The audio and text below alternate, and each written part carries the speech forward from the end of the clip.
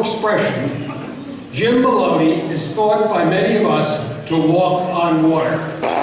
His accomplishments are so many, but it is his unflagging service to FSMA and to Maritime that we're here to honor tonight.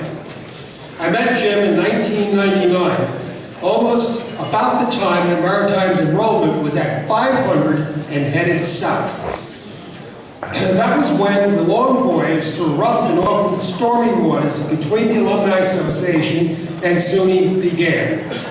As you all know now, SUNY, the college, the Alumni Association, and many dedicated alumni have now completed that voyage, reuniting just a month ago. 18 years is a long time, and Jim was there every step of the way. Jim is dedicated to FSMA, to the college, and to the values that both represented.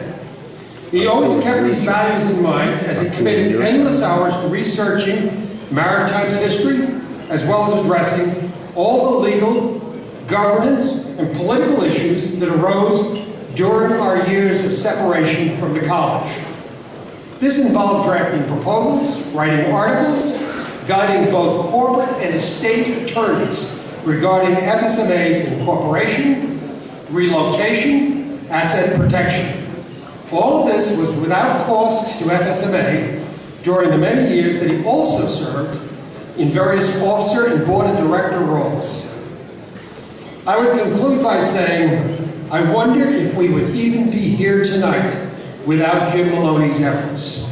It is now my distinct pleasure to introduce Jim Maloney to you as representative of the Fort Schuyler Maritime Alumni Association 2017 Dedicated Service Award.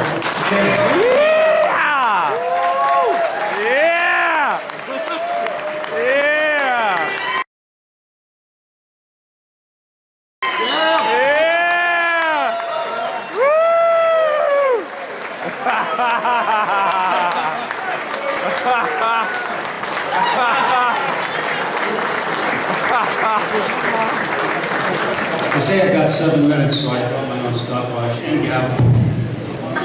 Thank you, Ted. Thanks to the Awards Committee and the Alumni Association Board for this honor.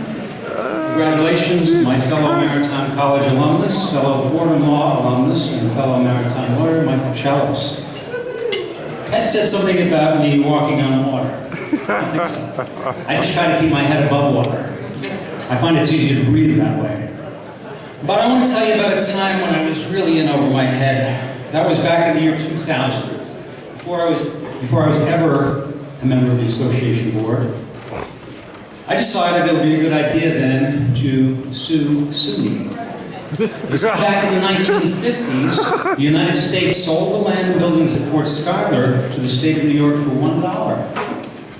And New York got all that great waterfront property basically for free, because New York agreed then and there that it would, quote, continuously use the property as a maritime school devoted exclusively to purposes of nautical education and for no other purpose. That's exactly what it says in the deed.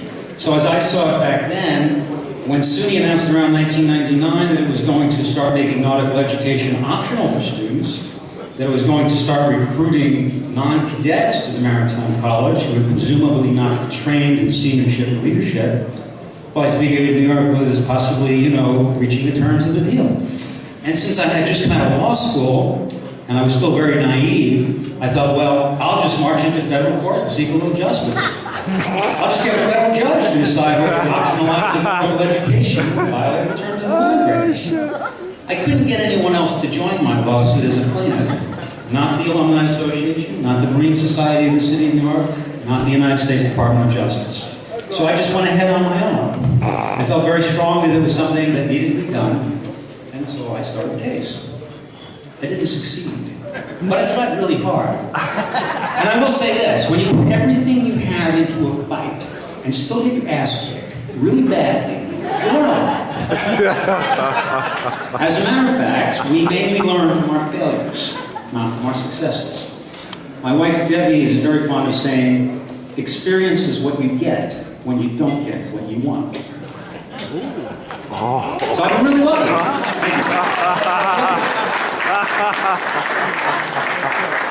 And I've been really lucky. I've gotten a lot of great experience. Seriously, I have been very lucky. I'm not complaining. One very fortunate thing that's happened during the last few years, you've heard already, I've had the opportunity to teach as an adjunct in the GBAT department up at Maritime. And so I've had a chance to be on campus and to see how the school is functioning with the new non-regimental students there. Most of my students are non-reg. And many of those students are very bright, and many are very motivated, and they're all very polite and respectful. And overall, they're a great bunch of students to teach. I think you see the irony in the fact that I'm now teaching and enjoying teaching some of the very students that almost 20 years ago I tried very hard to keep out. And this brings me to my main point. As they say in the Middle East, the camel is in the tent. The new students are here, and they're going to keep enrolling and keep graduating.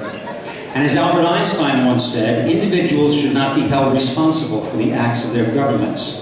We can't hold it against these new students that it's no longer exclusively nautical education at Maritime. We not only have to welcome them into our association, but we should also have to bring them something extra while they're at the school.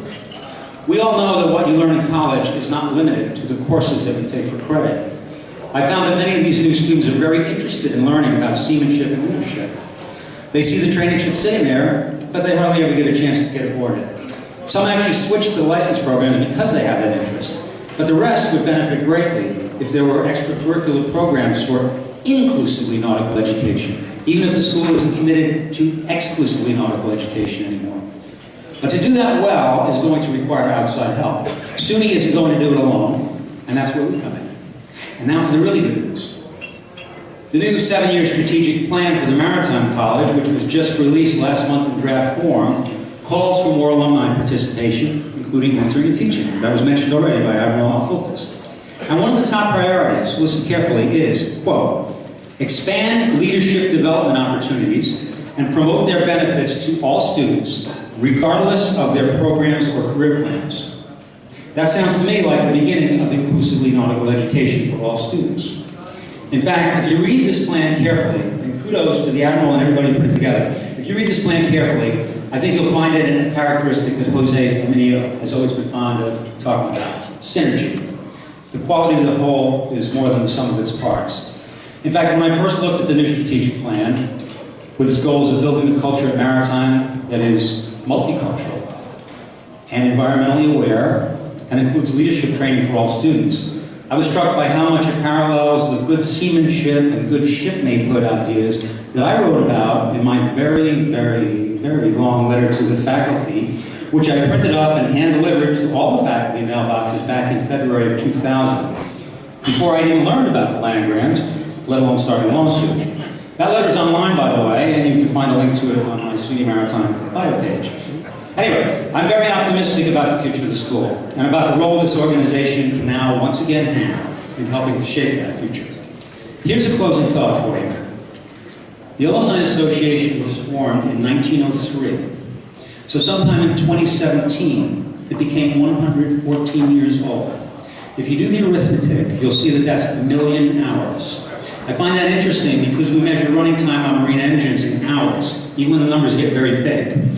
So this engine of ours, this Alumni Association, has now been running continuously for over 1 million hours. And a month ago, that engine got reconnected to the vessel it's supposed to help power. And so now, we can finally say that we are doing that thing that my friend and mentor, Joe Gerson, used to write when he signed his letters. We are steaming smartly as before. Thank you. Wow!